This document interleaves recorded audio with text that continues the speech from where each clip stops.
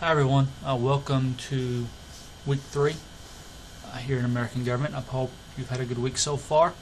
In this video we're going to be talking about Chapter 6. For Chapter 5 I posted another video crash course in American Government on federalism. Please take a look at it along with your PowerPoint. I think the video does a really good job of talking about federalism and breaking it down into parts that are easy to understand and really comprehend. But Chapter 6 looks at public opinion in the media, and really how government is shaped by our public opinion, but then also how our public opinion is shaped by the media. So that's kind of what we're going to be taking a look at in this chapter. And I'll be going to the PowerPoint with you, just talking about some different things as we go along.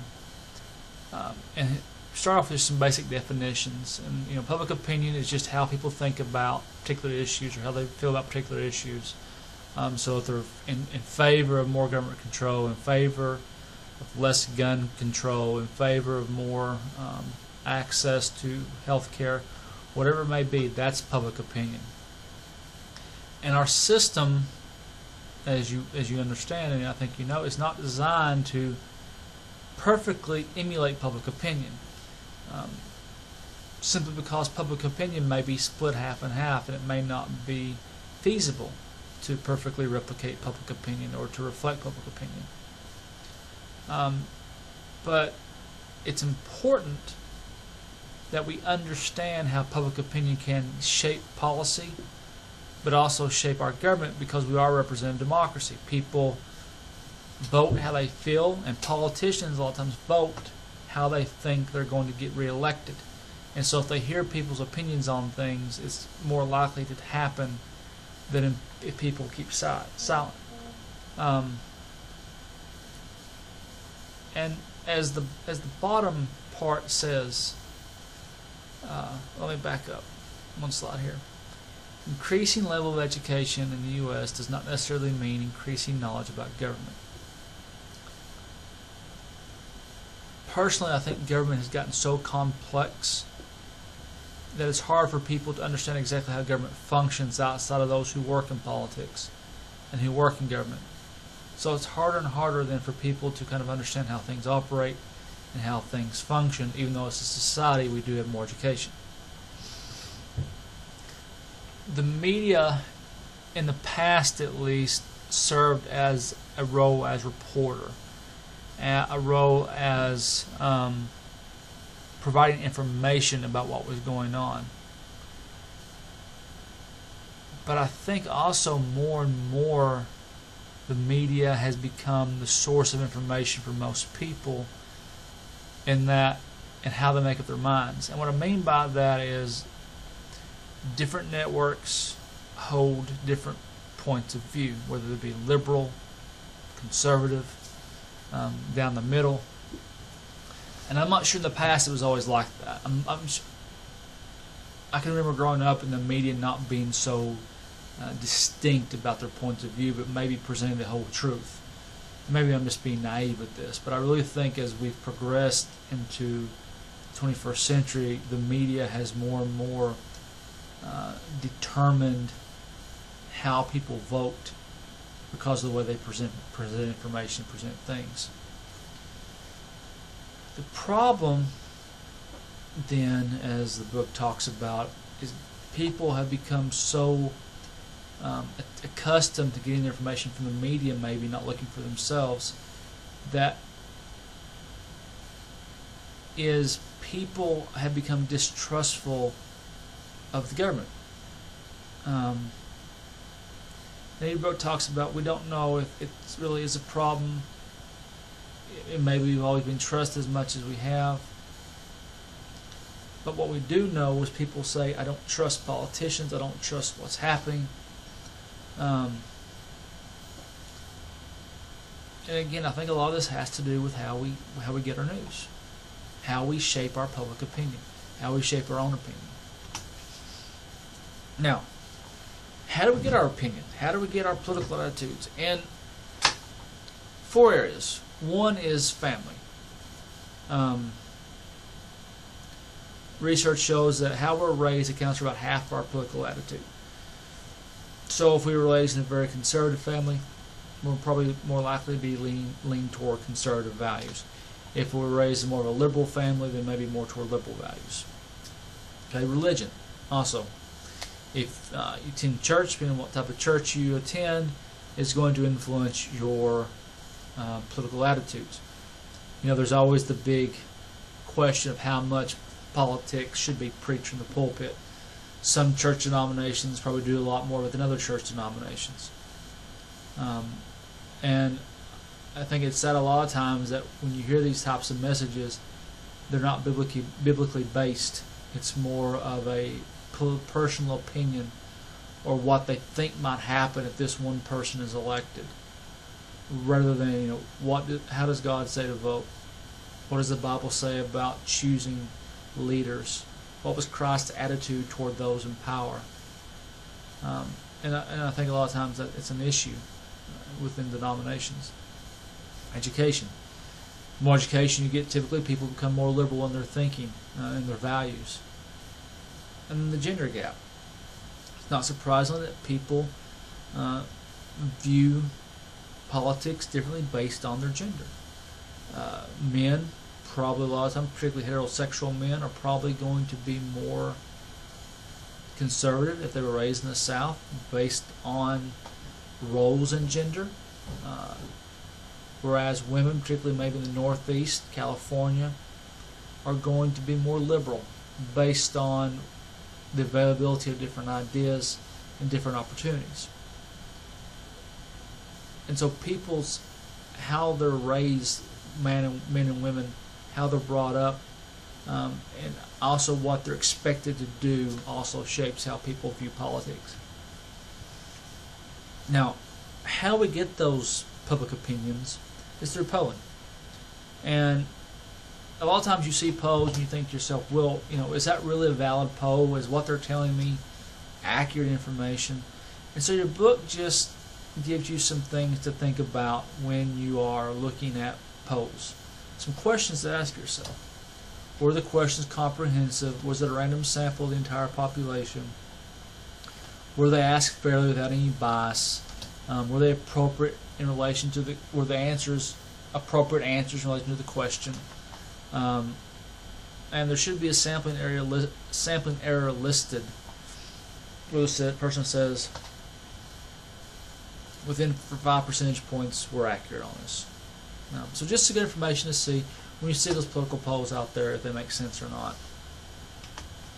Now, public opinion also, as your book talks about, is there are, as they say, cleavages in public opinion. And what it means by that is you're going to see differences in public opinion based on different types of people. Not a newsflash, not a breaking idea, but as you're considering values of people and as you're considering how they believe and how they feel, you must also consider how they were raised, and where they were raised. Sorry, yawning. So occupation. In the past, blue-collar workers and white-collar workers may have had very differing opinions. You know, grindstone, working hard in a factory may have been more Democrat, whereas your business type people, leaders in large businesses, leaders in corporations may have been more Republican based on party platform. Excuse me. Can't stop yawning. No oxygen here. But that's changed over time. That gap is beginning to really decline. Age. Not surprising, older Americans and younger Americans are going to vote differently. Statistically, significantly differently. If you look on page 117 of your textbook, you can see that. Older people are going to be more conservative for the most part. Younger people are going to be more liberal. And then also region. Southerners are typically going to be very conservative, very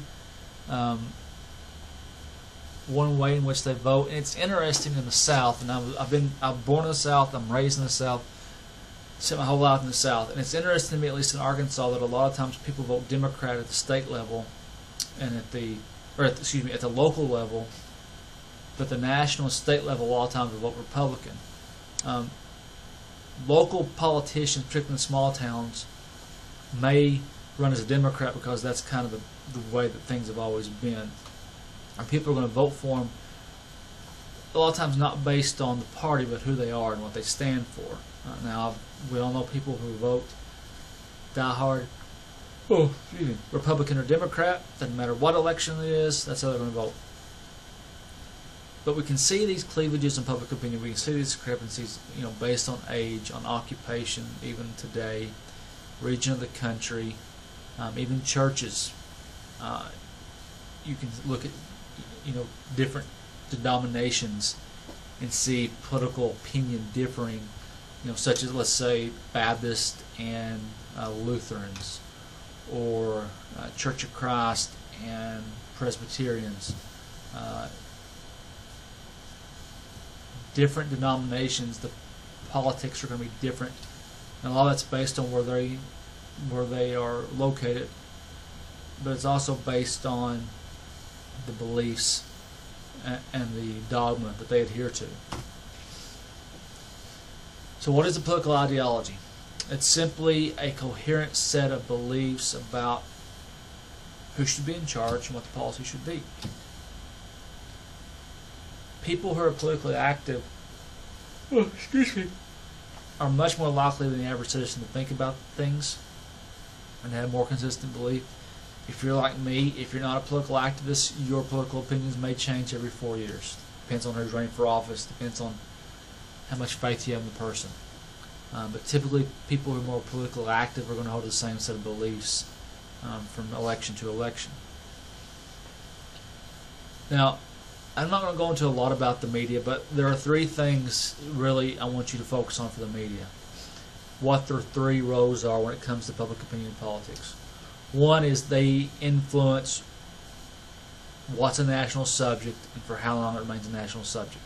They're the gatekeeper. If you want to,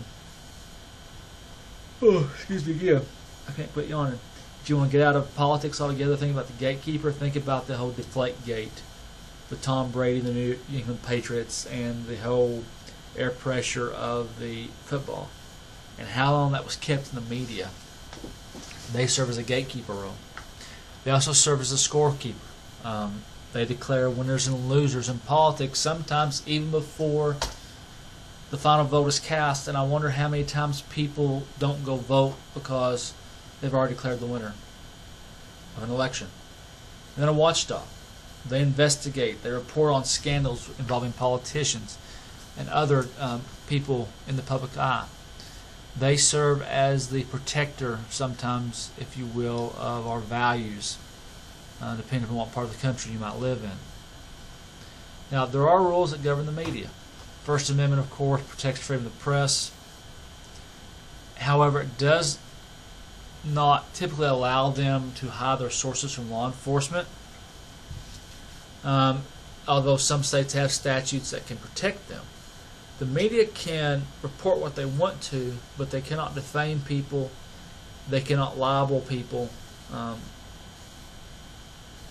So there are limitations as to what they can print and what they can say. But the media does have protection in that they can report the news. They can report what's out there. The president tends to be a bigger focus than Congress does the media. In Chapter 10 we'll talk about this more. But the president is the focus because it's much easier, I think, a lot of times to focus in on one personality, one individual, than it is to focus on a broad array of people. And so typically you watch news programs, they may focus in on the president versus Congress, but it always typically leads with the president.